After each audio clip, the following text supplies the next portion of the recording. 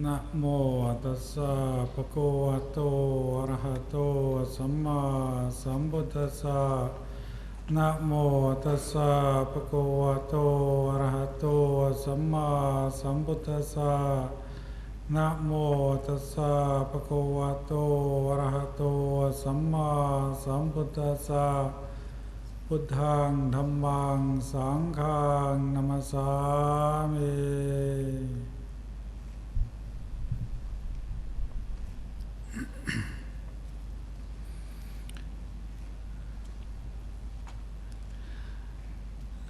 The Lord Buddha said that it is very difficult to repay the debt of gratitude that we have for our parents.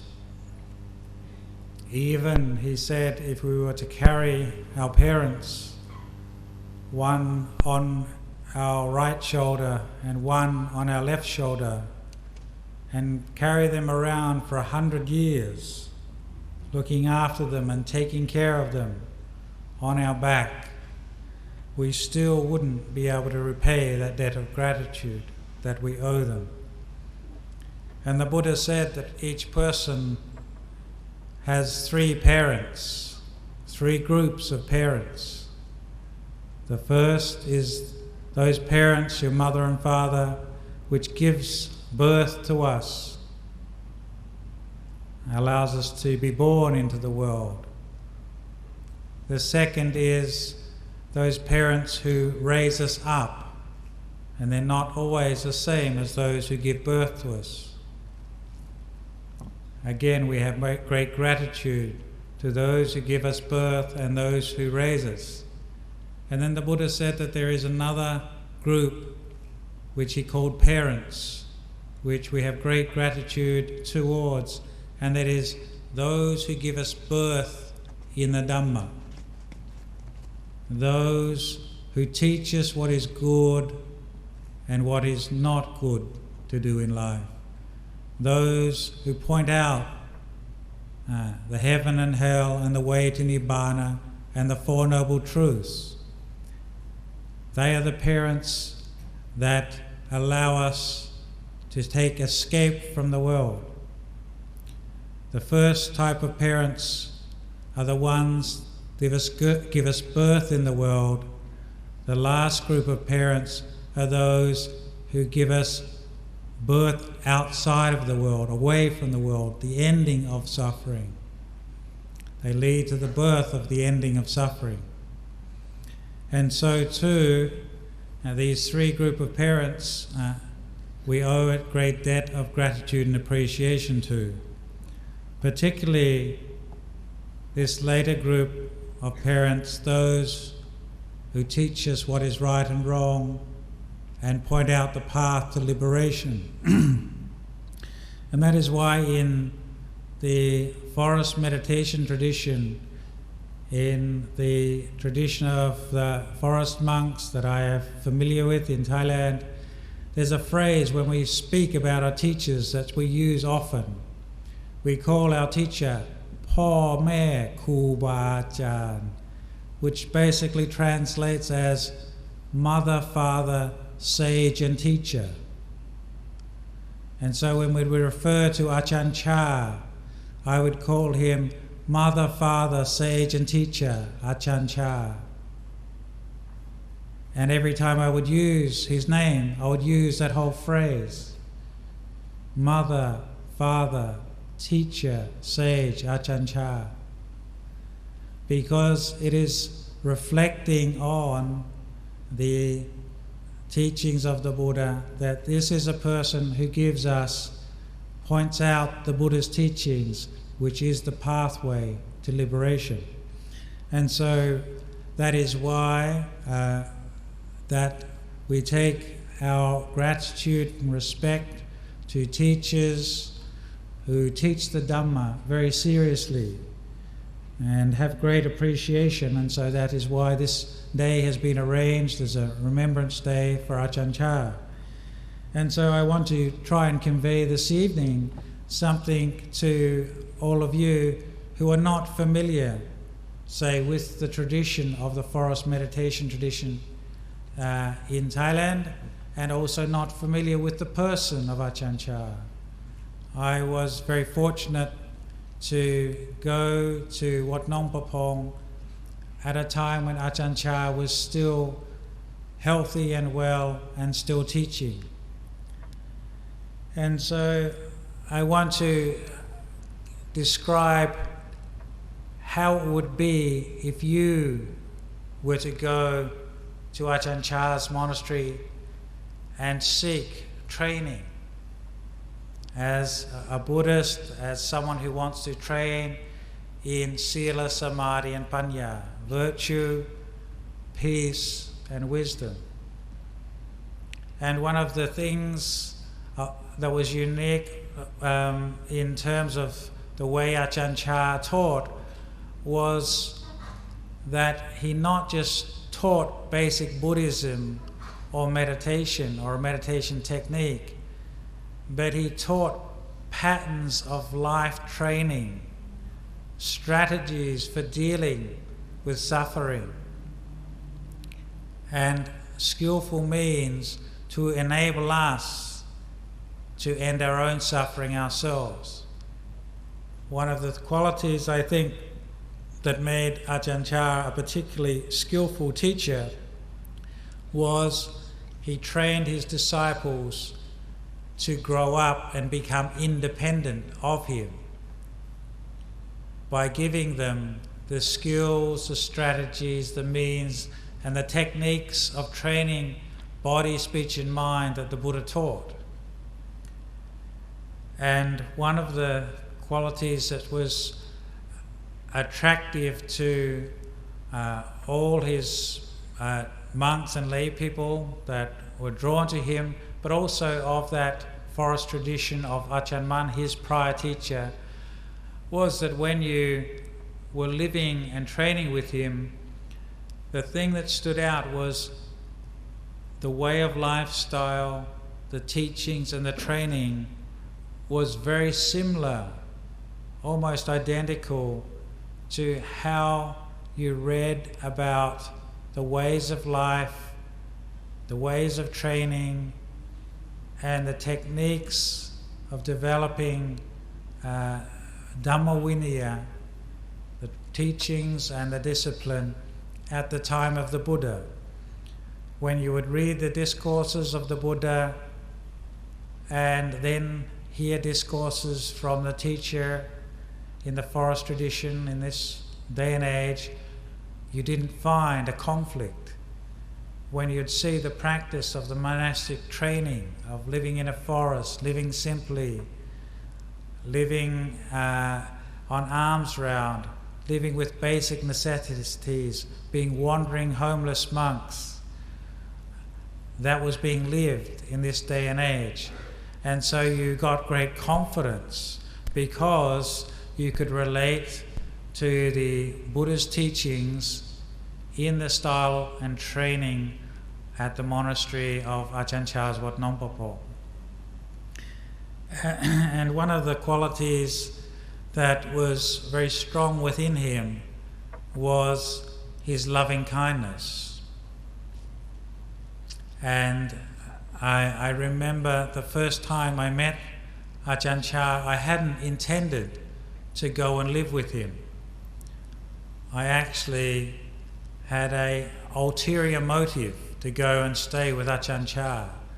It's because I'd already ordained as a novice and I had malaria and I couldn't speak the language very well, and it was very difficult to get treatment, go to the hospital when you don't speak the language.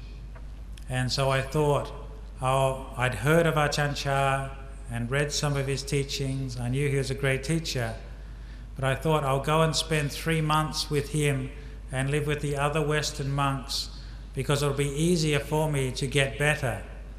And then I will go and stay with another teacher after the rains retreat.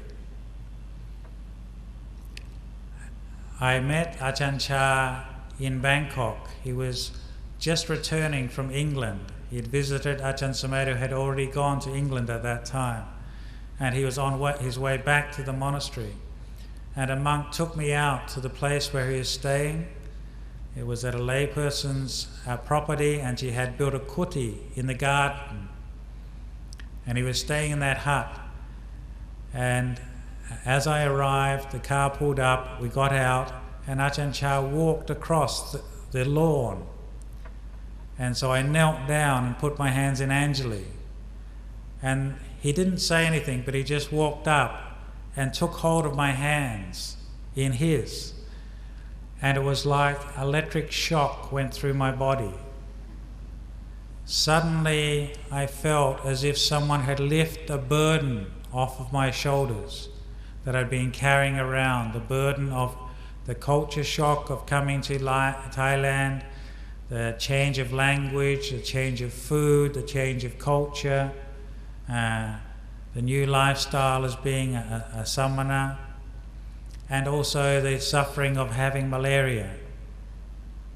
And I was very moved, and my mind immediately said, I have found my teacher. Even though my other mind was saying, no, I just want to spend 3 months of the rains until I get better. I knew intuitively that this monk was my teacher. And the thing that struck me was just his warmth and kindness, his complete acceptance of you. But I didn't know at that time that that was his best trick. Achaan Chah was very skilled. He used to say that the things that people remember is when they first meet you and then when they leave. So be very careful about how you greet people and then when they leave, because that's what they tend to remember. And so he got me on saying hello. It was his kindness, his warmth, and his care. And I saw that on many occasions, that Ajahn Chah would be very hospitable, incredibly charming, very kind, but it was always very sincere. You never got the feeling that it was artificial. It was just to please you. You really felt like you could trust this person. And that was very unique, because there are many teachers in the Buddhist world, and what I've found having met many of those is that some teachers are disciplinarians and so are very strict. Some teachers you find you can love very easily and are very hospitable and welcoming. Other teachers can be very wise and very skilled speakers, but it's very rare to get a combination of all those qualities, where you meet a teacher that you both respect, love, trust, and also feel a sense of you can accept his teachings and they're intended for your own well-being. So that is one of the things that would draw people in. And one of the things that Ajahn Chah seemed very concerned about was about your suffering. Because actually we were taking our suffering to him. The monks, the lay people were all going to him and saying, we're suffering, we're not happy, we're not enlightened, please make us happier, please make us more peaceful, please make us more wealthy, please make us more harmonious. And so we were expecting something from him. And he took your suffering and our suffering very seriously. But he had very skillful ways of turning the problem into the solution, in that Ajahn Chah would often not answer your problems or our problems, but he would give you the tools for you to answer the problems the issues yourself. And that is the skill of a great parent, is that they teach their children the skills of life to deal with problems within life that they're going to face in the present and in the future. But it also is especially the great skill of a great teacher is that they give you and empower you with the techniques to solve your own problems now and into the future. And not only those daily problems to do with money or finance or love or disappointment or work or responsibilities, but those fundamental problems to do with birth, old age, sickness and death. How to resolve those issues. And I will come back to this point further on.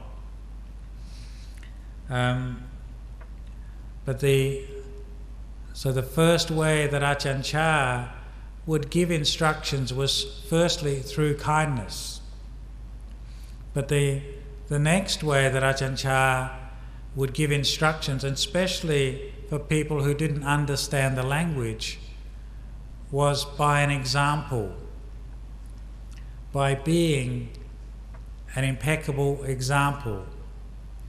And his manners, his lifestyle, his demeanour, and his sacrifice for Buddhadharma was incredibly impressive. For example, at Wat Nong Papong, when I first arrived, the monks told me that every moon day, once a week, we stay up all night. At first I thought they were joking.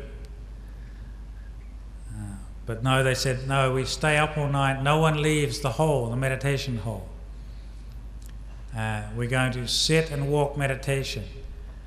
And when I went to Wat Papong the first year I was a monk, Achaan Chah would lead the monks, even though he was well into his 60s. He would lead the monks sitting meditation all night. And when Achaan Chah sat meditation, it was very inspiring, because he would sit facing the Buddha image and he would sit like a rock all night, not even moving the slightest. And he set the standard, he set the example. Sometimes you would open your eyes hoping he would move a little to show a sign of weakness, so that then you could move. But no, he would sit all night. And I remember on one occasion, it was a Visakha ceremony. So people had arrived in the morning very early, many thousands of people, because he was a great teacher and people used to come in great numbers to the monastery. And he received guests all day, gave Dhamma talks and teachings in the morning, and then in the evening he went to the hall and led the meditation, led the evening chanting, sat meditation again, and then gave a Dhamma talk till about 1 a.m. And then he got up to go back to his hut to have a rest, which was quite unusual. And so I rushed to take his bag, because it gave me an excuse to leave the hall. And I carried his bag out, and as we're walking over to his hut, he just nonchalantly mentioned, I'm not feeling so well tonight, I'm going to have a bit of a rest. I've had malaria for 3 days now. He'd been suffering from malaria for 3 days and no one had noticed, and he'd not shown one slightest sign, and yet he'd been teaching for the last number of days to all of us. And it really struck me then the degree of selflessness, because if any of you have ever had malaria fever, you know that it is a very difficult, painful and debilitating illness. If I had malaria for 3 days, I would probably be in bed. And again, that was just one of those small examples that he led the community, he led the lay people in how to live a Buddhist life. And another thing that inspired me was his example in the way he responded to situations. And I think most of us can hear good teachings and read good Dhamma books, but it's when we see somebody put in a very difficult situation and seeing them respond in terms of Dhamma, then that is very inspiring, especially if we consider how we would respond. And one example I saw with my life with Achaan Chah was, at one time, it was in the morning, and some buses of people from Bangkok had arrived at the monastery. They'd been travelling all night. And this group of people were being received by Achaan Chah, and I was sitting right next to him, right close. And the group of people had brought a man who suffered from mental illness with them. And they were going to go and visit many monasteries. And they thought that if this man with mental illness went and made offerings to great monks, then he would create good karma, and that would help maybe in his difficult situation and create good karma for the future as well. But unfortunately this man, maybe it's because he'd been up all night, he'd become very aggressive. And as Achaan Chah was receiving this group of people, this man suddenly jumped up and ran at Achaan Chah and punched him in the chest. Full punch, very loud. So much so that when I looked over, and then everyone jumped up and grabbed this man down and pulled him down and calmed him down.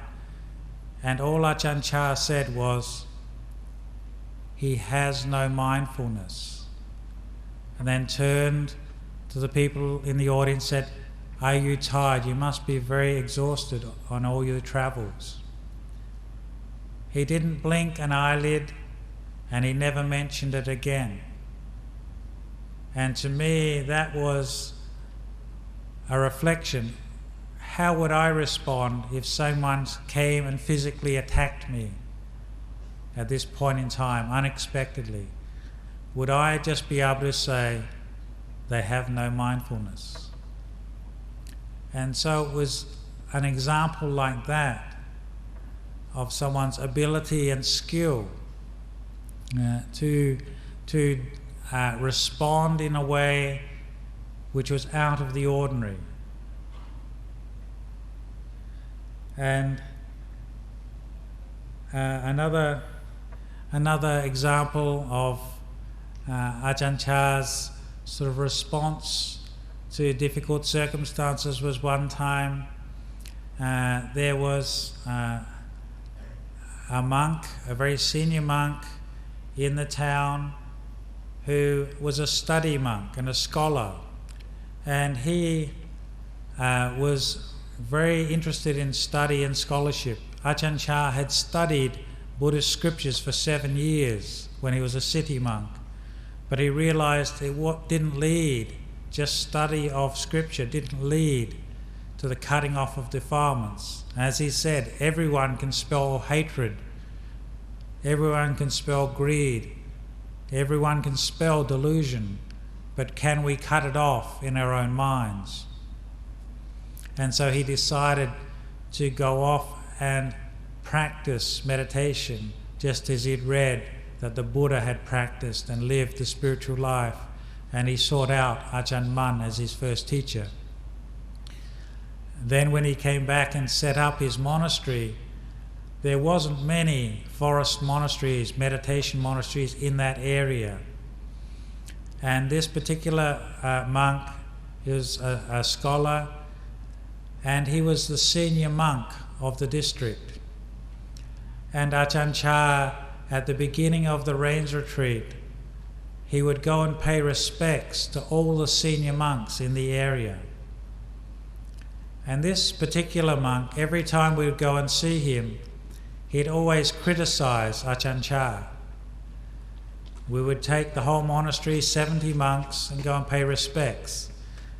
And of course his interest was in scholarship, and so he used to tell off Achaan Chah all the time. He would say, and I remember going with him one time, and this monk said, "What are you teaching these people? You're teaching these monks just to sit with their eyes shut. They can't see anything, they can't read anything. How are they going to know truth with their eyes shut? How are you going to know truth if you just shut your eyes and meditate? No one can see anything, it's just dark." And then he told Achaan Chah he was teaching everybody to be ignorant and foolish. And he criticized him for an hour. And as we sat there, Achaan Chah listened to the criticism, and then right at the end, his only comment was, "We will all know on the day we die who was true, who was right." And then he led everybody in asking for forgiveness. Now I found that as a monk a good example, because firstly he was showing the monks that the Buddha's discipline and vinaya is not dependent on paying respects to only those people you like or agree with you or don't criticize you, but it's a way of training to everybody. And secondly, that he showed actually that the important thing is not what other people say about you, but actually what you do yourself, because we'll all measure ourselves, know what we've known and understand and realized in this lifetime at the moment we pass away. We can know before that, but we certainly will be able to measure ourselves at that time. And that is the most important thing. It is not what other people say or do to us, it's what we say and do ourselves. And the other way of training of Achaan Chah's was through instructions and teaching. So he would be a person who would teach on all levels, teach the most basic things. One of the things that does stand out was his ability to teach lay people and monks as well, and nuns. Some great teachers are very skilled at teaching lay people, but do not develop a monastic following. Some teachers are very skilled at teaching monastics, but not so skilled at teaching lay people. Achaan Chah had the great skill of teaching all communities, not only Buddhists as well, but even non-Buddhist communities. We used to have a Catholic priest come and stay in our monastery to practice meditation with Achaan Chah, because he found him one of the most spiritual persons, he said, that he'd met in this lifetime, both from the Catholic tradition as well as even from the Buddhist tradition. And his example was always to come back to the Buddha's teachings, and that's why he always gave emphasis and focus on the Buddha, the Dhamma and the Sangha. And actually, to be quite honest, I think, this is my interpretation, Achaan Chah would not be so happy with having an Achaan Chah Remembrance Day.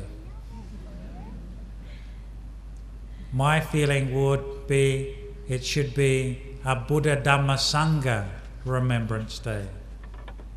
That would be his focus. That was definitely always his focus. And it's very interesting that actually there's very little about his own private life that we know from his biography, because he didn't talk about himself very much. He never described his practice very much. And if he did talk about his practice, he always told you about his difficulties. How hard it was for him to practice, how difficult, the struggles he had to go through on his path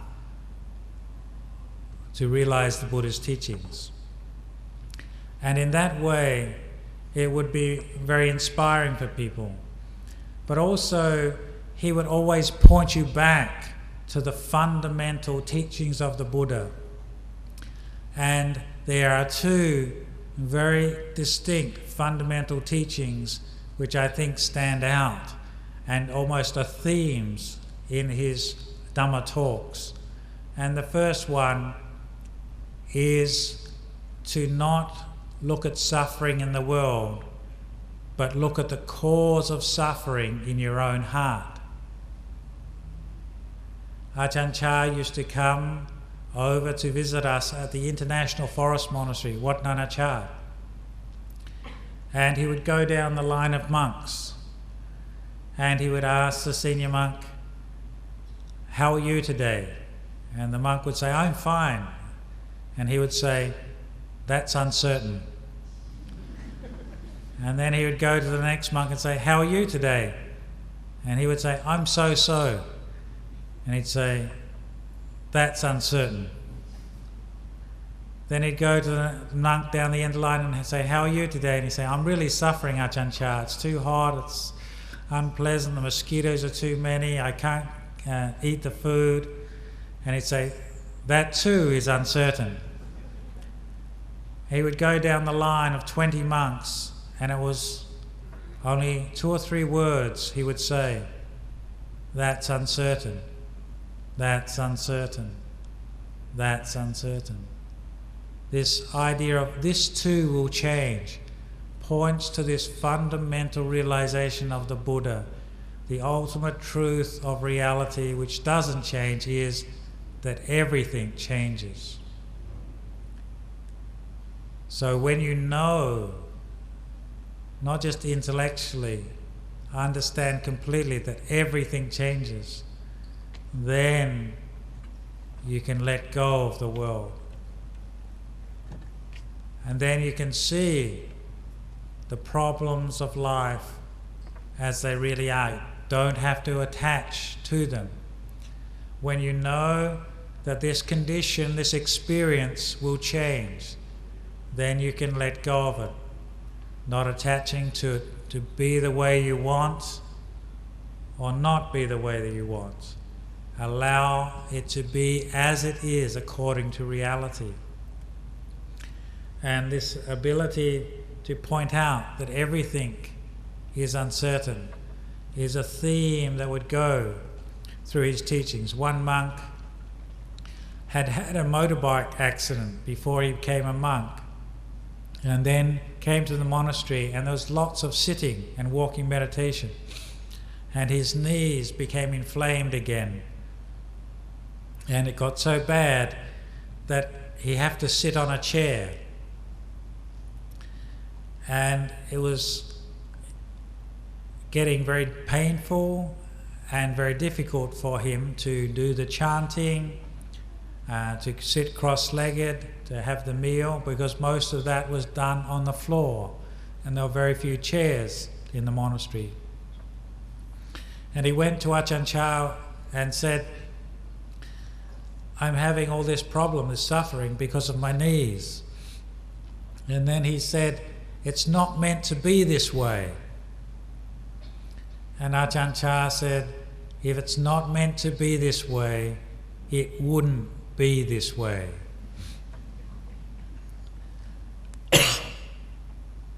And he realized actually when he actually said that, oh, that's true.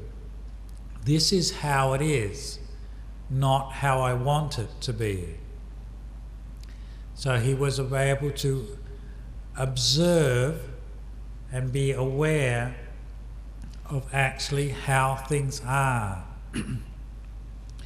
Not the way we idolize them and think they should be. And this was an important aspect of his style of teaching, to point you back. He wouldn't answer your problems and difficulties for you, but he'd get you to look at your own mind. For example, if he asked, how are you feeling today? And you said you're not happy, he'd always ask, what are you attached to? Because we know that suffering arises because of attachment. And if there's an attachment there, craving there, tanha there, then suffering will naturally arise. Then he would say, let go of the attachment. Because that, as we know in the Buddha's teachings, is the ending of suffering. So that was a very skillful pattern or strategic means that you could take away for dealing with problems and difficulties and suffering within one's life, whether in the present moment or in the future. If there's suffering arising, what am I attached to? When you see the attachment, then that's what you let go of, and the suffering ceases. That is the tool that the Buddha gave us. And Achaan Chah was just re-emphasizing the truths of the Buddha, making them clearer for us to understand. The Buddha's teachings were already clear and precise and simple, but the thing is, we need to be reminded of them. They're not teachings to be left in books, but they're teachings to be realized here and now.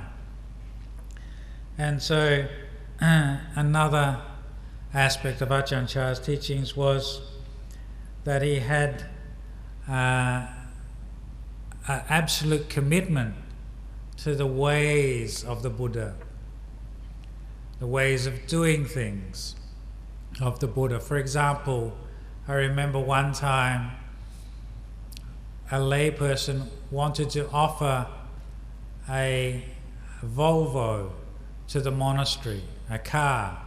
And this was 30 years ago in the northeast of Thailand. At that time, there was very, very few cars on the roads. And a Volvo was considered an incredibly expensive car, even to find in Bangkok, let alone in the northeast of Thailand. And this layman wanted to offer it to the Sangha, and particularly wanted to offer it to Achaan Chah. So Achaan Chah said to the layman, I cannot receive this myself.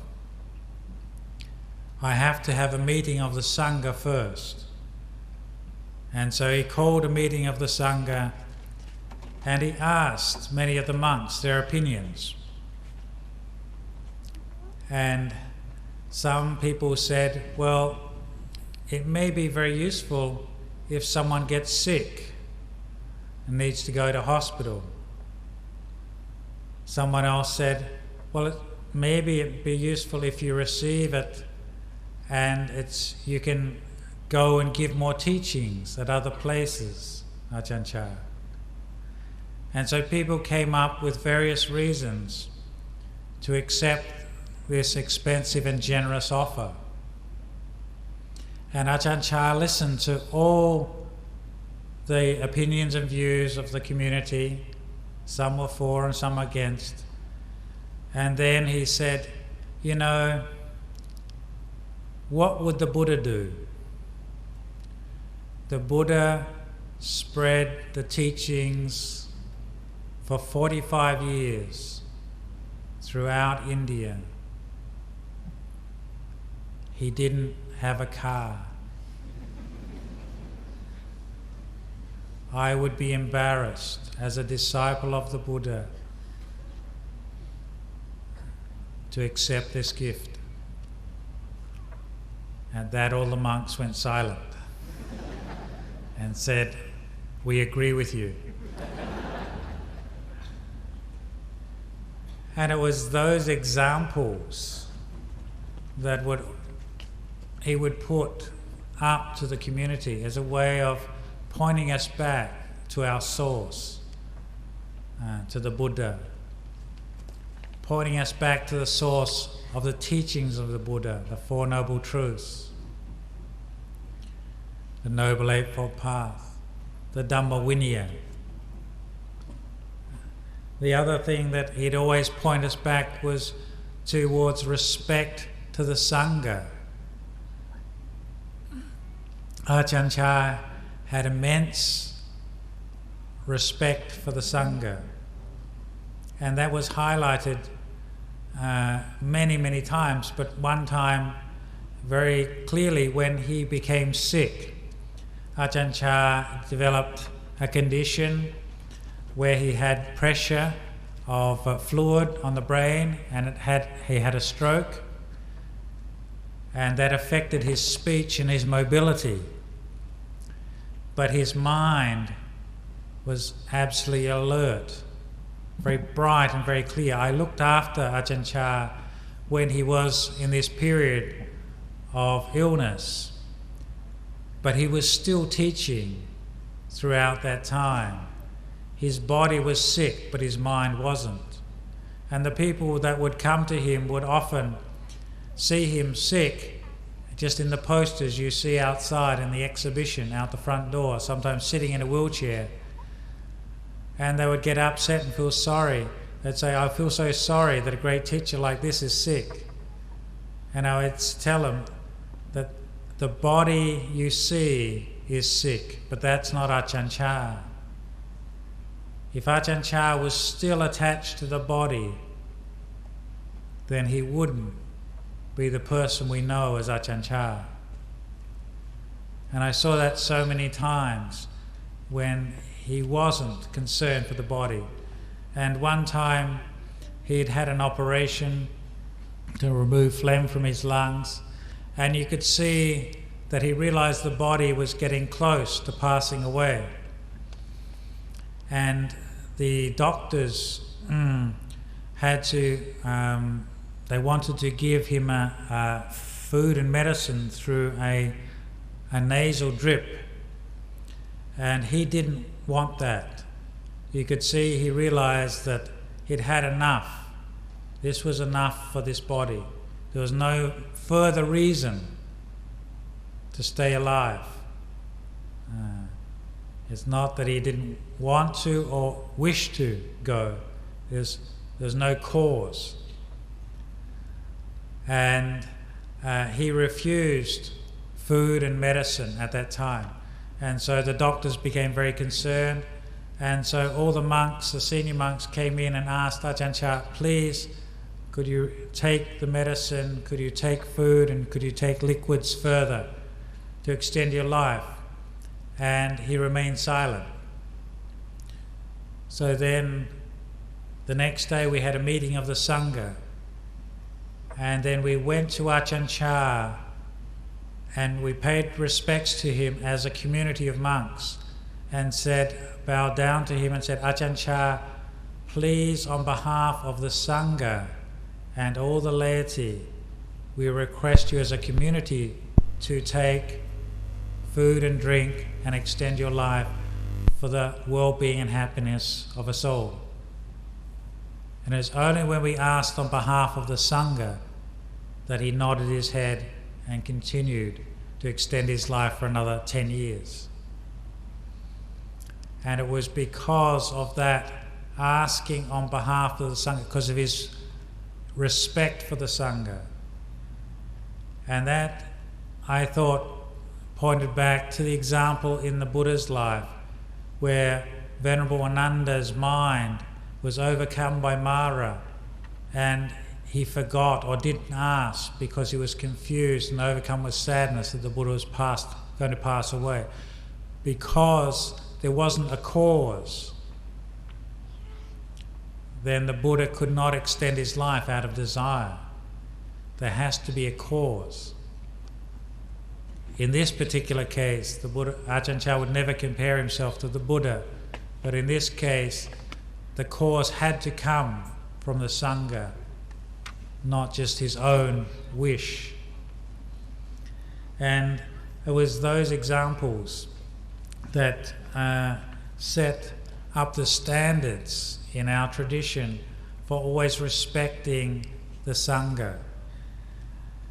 And the other aspect of Achaan Chah's training, once you'd come to him and accepted his training, is that once you became his disciple, then he would teach you to have great patience and endurance. There was a word that's often used in Achaan Chah's monastery, and it was called Toraman. And Toraman, when translated into English, means torture. And Achaan Chah was an expert in Toraman. But when you say that, it sounds unusual. How can a monk torture his disciples? It's interesting, you never got the feeling that there was any motivation coming from a self behind it, that it was for your own good, that somehow he saw a weakness there and he would make you rise up to the occasion. And I'll give you an example. I was sitting in the Abhosada hall. We were doing the chanting of the 227 rules of the monks, and then the Achaan Chah gave a Dhamma talk. Normally he'd talk for an hour or two and we'd leave, but this day he talked for 7 hours. Now if I talked for 7 hours to you tonight, then you would get an understanding of the word Toraman. Okay. Especially if you cannot leave this hall. You're not allowed to get up from your seat.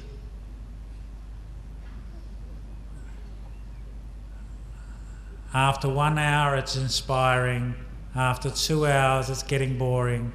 After 3 hours it's definitely getting on the level of Toraman.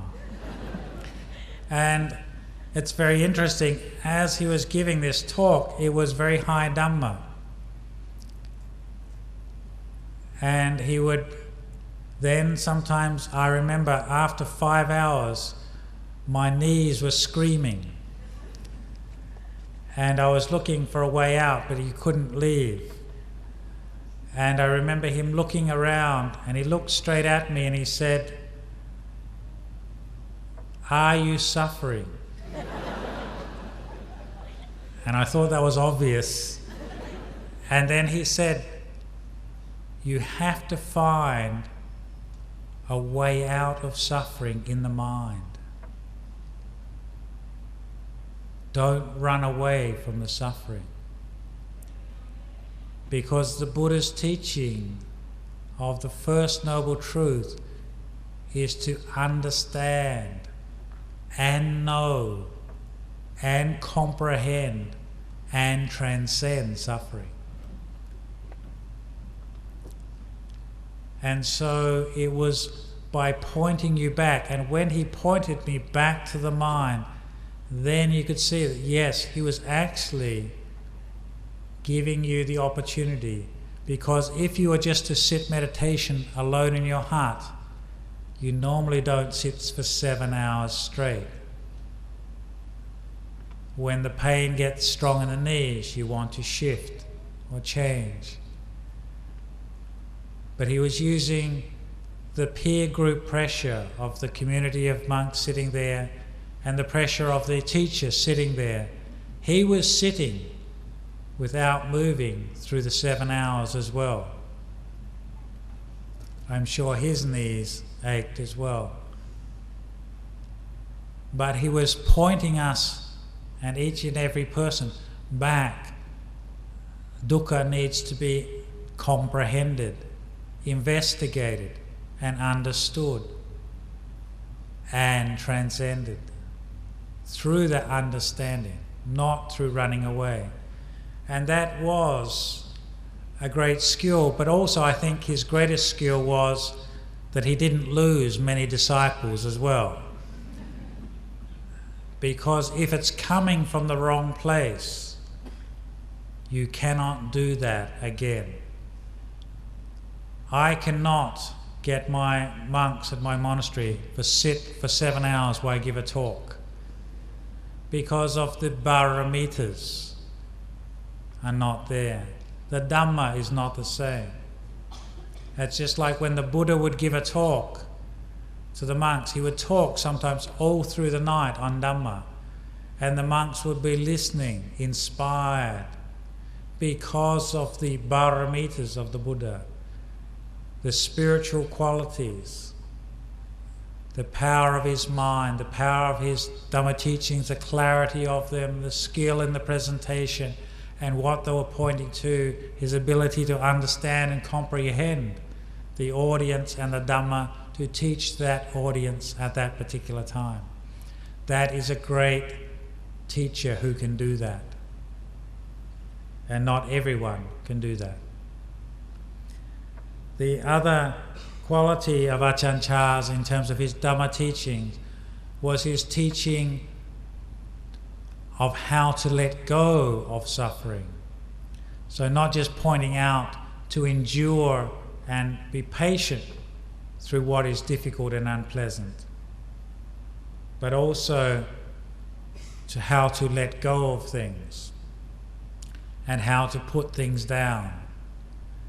And one of the monks was telling me that he went with a walk through with Achaan Chah, and as they were walking through the forest, there was a big branch laying on the path, and Achaan Chah got him to pick one end of the branch up, and Achaan Chah picked the other. And as they picked it up, it was very heavy. And Achaan Chah said, "Is it heavy?" And he said, "Yes." And then they threw it off into the forest and then said, "Now is it heavy?" And he said, "No." And he said, "So too, if your mind lets go of everything, it will be light." So he would say that if you let go of your attachments a little, you obtain a little peace. If you let go of your attachments a lot, you experience a lot of peace. If you let go of your attachments completely, you experience complete peace. And I want to maybe give you an example of his ability to teach, and this was a personal example.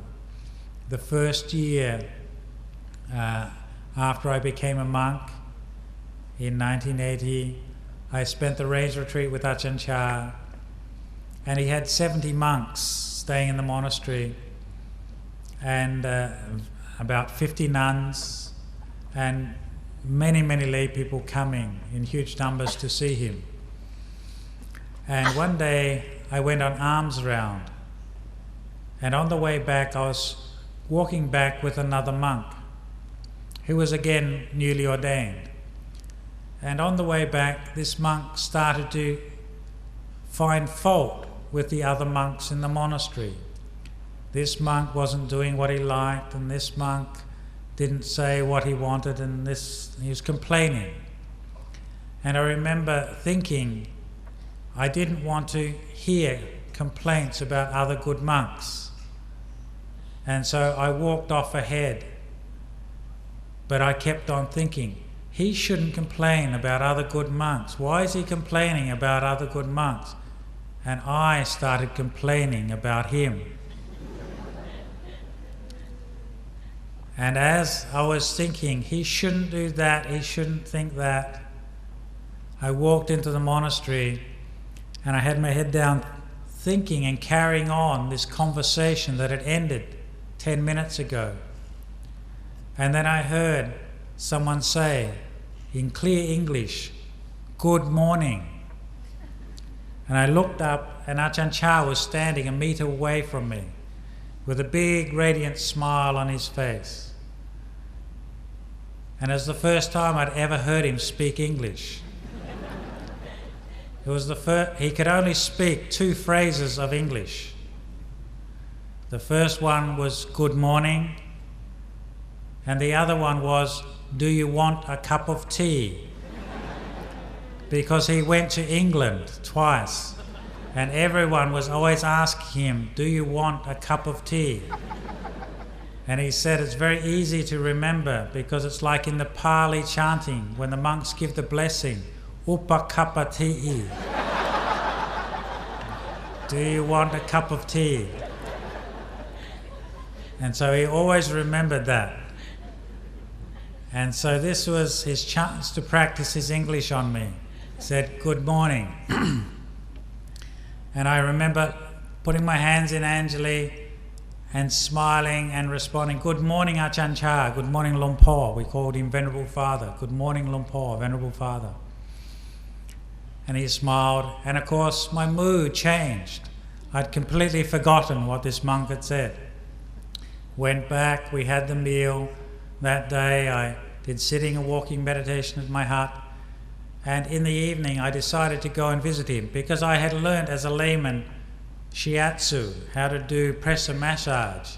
And every now and then I would go to his hut and give him a foot massage. And he found that that was useful. So this day I decided, Achaan Chah had said good morning to me, I'd go over and give him a foot massage.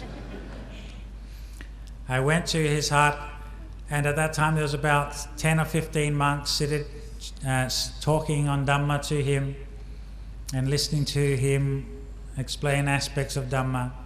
And he was sitting on a chair like this, a bamboo chair. And so I sat down in front of him on the floor, and he had his legs down, and I started massaging his feet, and he was chatting to the monks. And then they rang the bell.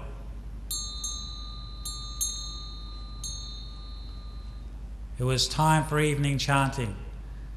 And the hall for the evening chanting was very close to his hut. And he told all the monks to leave and go off to do evening chanting. And he said, "Tanyana, you stay here." It was the first time I'd been alone with him. There were so many people usually around him. And we didn't have any candles lit, it was dark, but the moon was coming up, and it was one of those beautiful nights when temperature was just right. There was no mosquitoes around, and I was sitting with Achaan Chah, and he just sat meditation, and I was massaging his feet, and then the monks started chanting, 70 monks, and I felt it was like in the heaven realms. There was listening monks chanting the praise of the Buddhadharma Sangha, and here you are repaying the debt of gratitude you owe to the teacher that the Buddha said you should do. And he was sitting there peacefully, and it was my chance to make a lot of merit. And just as I felt like my mind was in the heaven realms, he kicked me in the chest. And I fell backwards and hit my head. And then he pointed at me and said, "See? One monk says something you don't like. And then another monk says, 'Good morning,' and you're delighted all day. do not get lost in the words of others. Watch your own mind. And then he gave me a Dhamma talk about not delighting in or getting lost in the words of others, whether it's praise or blame, whether we like it or don't. As he would say, if we like it, that's good. If we don't like it, that's good. If it's good, that's good. If it's bad, that's good. And that, I was taken back, and I sat with my hands in Anjali's. He gave a very long talk to me. But the thing that impressed me the most was that he knew me better than I knew myself. And also I was moved by his compassion, that I felt very much the compassion of, like the Buddha. We read in the suttas that in the morning the Buddha would sit meditation and use his knowledges and psychic powers to pervade the world and see, who shall I help today? Out of compassion. And then he would go and teach Angulimala, for example, and help him out of compassion, relieving him from his suffering. I felt very much that of all the monks in the monastery, Achaan Chah had decided. He saw me walking in the monastery with my head down, thinking about what this monk said, and realized he's in hell.